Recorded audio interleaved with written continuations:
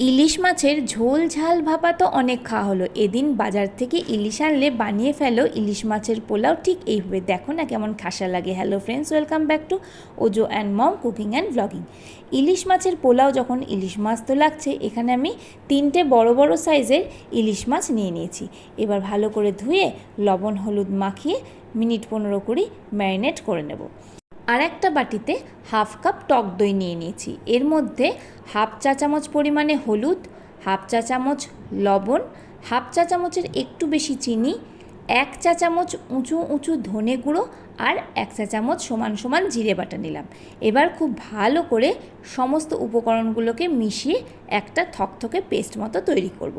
এই পেস্টটা তৈরি হয়ে গেলে এবার সাইডে ঢেকে রাখবো। এদিকে দেখো, আমি এখানে গোবিন্দভোগ চাল নিয়ে নিয়েছি, একদম মেজারমেন্ট কাপের 2 কাপ। ভালো করে ধুয়ে আমি এটা একটা ছাকনায় জল ঝরে শুকোতে দিয়ে দিয়েছি। জল ঝরিয়ে শুকনো হয়ে গেলে আমি এই চালটাকে একটা সাইডে করে দিলাম। এবার কড়াইয়ের মধ্যে আমি ইলিশ মাছগুলো ভেজে নেব। সেই জন্য আমি এখানে তেল দিয়ে তার মধ্যে একটু হলুদ দিয়ে ইলিশ মাছগুলোকে ভেজে তুলছি। আমি কিন্তু এখানে সর্ষের তেল ব্যবহার করছি না, আজকে আমি সাদা তেলে রান্না করছি। আর মাছগুলোকে আমি খুব ভালো করে এপাশ ওপাশ করে ভেজে নিয়ে তুলে রাখলাম। এবার এখানে আর একটা বাটিতে আমি বেশ খানিকটা আগে কাজু কিশমিশ একটু জলে ভেজাতে দিয়েছি। কাজু কিশমিশের পরিমাণটা তোমাদের ইচ্ছার উপরে নির্ভর করবে। আমি এখানে হাফ মুঠ করে সমস্ত কাজু কিশমিশ নিয়ে নিয়েছি। কাজুটা অবশ্যই আধ ভাঙা কাজু, আস্ত নিয়ে নিই। এবার গোটা গরম মশলা ওই তেলটাতেই ফোড়ন দেবো। দিয়ে নিচ্ছি 20-25টা পরিমাণে লবঙ্গ, গোটা 20 ছোটো এলাচ মাথাটা ফাটিয়ে, আর 2টো স্টিক বড় বড় দারচিনির ভেঙে ভেঙে দিয়েছি। এর মধ্যে কাঁচা লঙ্কা 3 থেকে 4টে চিড়ে দিয়েছি, 5টা থেকে 6টা তেজপাতা ছোট ছোট টুকরো করে কেটে দিয়েছি, আর 1 ইঞ্চি আদা গ্রেট করে আমি এর মধ্যে দিয়ে নিচ্ছি। এবার একটু নেড়ে চেড়ে এর মধ্যে যে কাজু কিশমিশটা ছিল সেটাতে জল ঝরিয়ে আমি সমস্ত কাজু কিশমিশটা এর মধ্যে দিয়ে নিলাম। সেকেন্ড 30 মিডিয়াম হাই ফ্লেমে একটু নাড়াচাড়া করার পরে যে গোবিন্দভোগ চালটা আমি জল ঝরিয়ে রেখেছিলাম সেটা পুরোটা দিয়ে নিলাম। এবার মিনিট 2 একটু মিডিয়াম হাই ফ্লেমেই নাড়াচাড়া করে নেব। ভাজা হয়ে গেলে আমি পাত্রে তুলে রাখলাম আলাদা করে। এবার ওই কড়াইয়ের মধ্যেই আমি 2 চা চামচ ঘি দিয়ে দিলাম। এবার ঘিটা যেই গলে যাবে, এর মধ্যে আমি যে দইয়ের মিশ্রণটা করে রেখেছি সেই দইয়ের মিশ্রণটা দিয়ে নেব। এবার একটু ঢেকে দেবো, কারণ ছিটা ওঠে প্রথমে, তারপরে সুন্দর করে নাড়তে শুরু করব। মশলাটা ভালো করে কষিয়ে নিতে হবে। মশলার ওপরে তেল ওঠা অবধি আমি মশলাটা কষিয়ে নেব। এরপরে দেখে নেব লবণ কেমন আছে। যদি লবণ লাগে একটু লবণ দেবো। এখানে আমার রঙটা একটু ফ্যাকাশে লাগছিল, সেই জন্য একটু হলুদ দিয়েছি। আর তাছাড়া পোলাও একটু হলুদি হয়। এরপরে দেখো তেলটা মশলার ওপরে ভেসে উঠেছে, তেল নয় ঘিটা মশলার ওপরে ভেসে উঠেছে। এরপরে এর মধ্যে আমি ভাজা ইলিশের টুকরোগুলো দিয়ে নিচ্ছি। খুব ভালো করে এপিট ওপিট একটু মশলায় মাখামাখি করে নিয়ে ঢেকে দেবো মিনিট 3-4 জন্য। এবার কিন্তু ফ্লেমটা একদম লোয়ে দেব।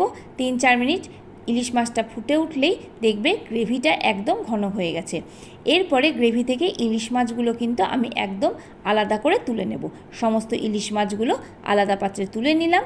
এবার এর মধ্যে ওই মশলাটার মধ্যেই যে চালটা আমি ভেজে রেখেছিলাম কাজু কিশমিশ আর গোটা গরম মশলা দিয়ে সেটা দিয়ে নিলাম। বেশিক্ষণ নাড়াচাড়া করব না, কারণ চালটা আমার আগেই ভাজা আছে। জাস্ট মশলাটা মিশিয়ে নেব।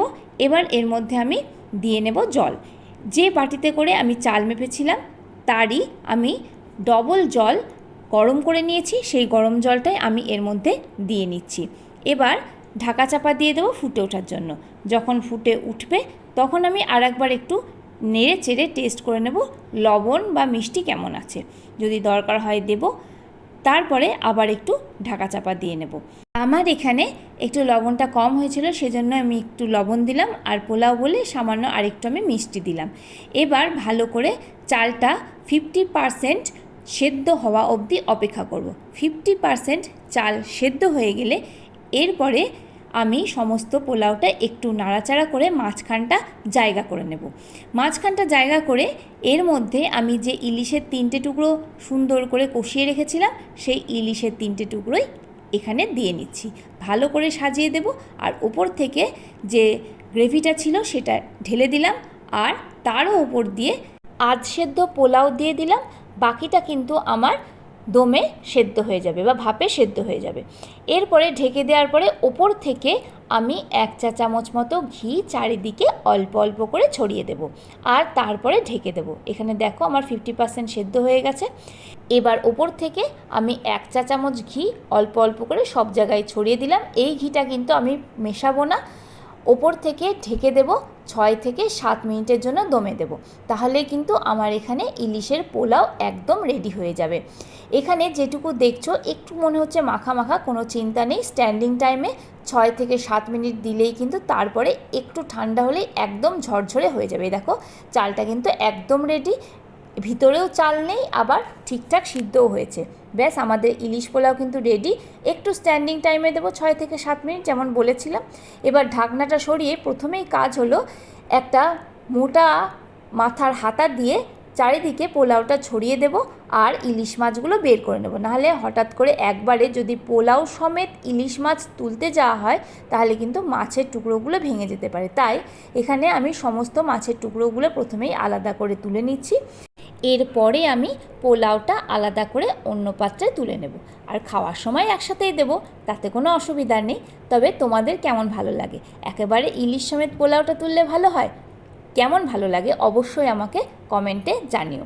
আর এই দেখো আমি এই পোলাওটা তোমাদের দেখাচ্ছি কতটা ঝরঝরে এখনই হয়ে গেছে, আর একটু ঠান্ডা হলে কিন্তু পোলাওটা একদম ঝরঝরে হয়ে যাবে। আর এই দেখো পোলাওটা দেখতে কতটা সুন্দর হয়েছে, শুধু দেখতে না বন্ধুরা, খেতেও খুব সুন্দর হয়। ইলিশ মাছের অনেক রকম খাবার তো আমরা সাধারণত খেয়েই থাকি, একদিন একটু চেষ্টা করে দেখো না, বেশিক্ষণ টাইমও লাগে না আর বেশি ইলিশ মাছও লাগে না। 3 থেকে 4 পিস মাছেই কিন্তু পুরো পোলাওটা রেডি হয়ে যাবে। আর অবশ্যই দরকার হলে এর থেকেও বেশি পরিমাণে মাছ নিতে হবে, সেটা তোমাদের ওপরে নির্ভর করছে। তাহলে আশা করি বন্ধুরা ভিডিওটা ভালো লেগেছে। যদি ভালো লাগে অবশ্যই অবশ্যই বাড়িতে একবার রান্না করো, আর এই ভিডিওটা একটা লাইক করো, শেয়ার করো। নতুন বন্ধুরা আমার পাশে থেকে সাবস্ক্রাইব করো, আর ফেসবুক বন্ধুরা পাশে থেকে কিন্তু অবশ্যই আমার পেজটা তোমরা ফলো করে নিও। চলো দেখি ওজো কি বলছে। কে বলো তো কেমন হয়েছে ইলিশ পোলাও? কতটা ভালো বলো? আর 100টা প্লাস,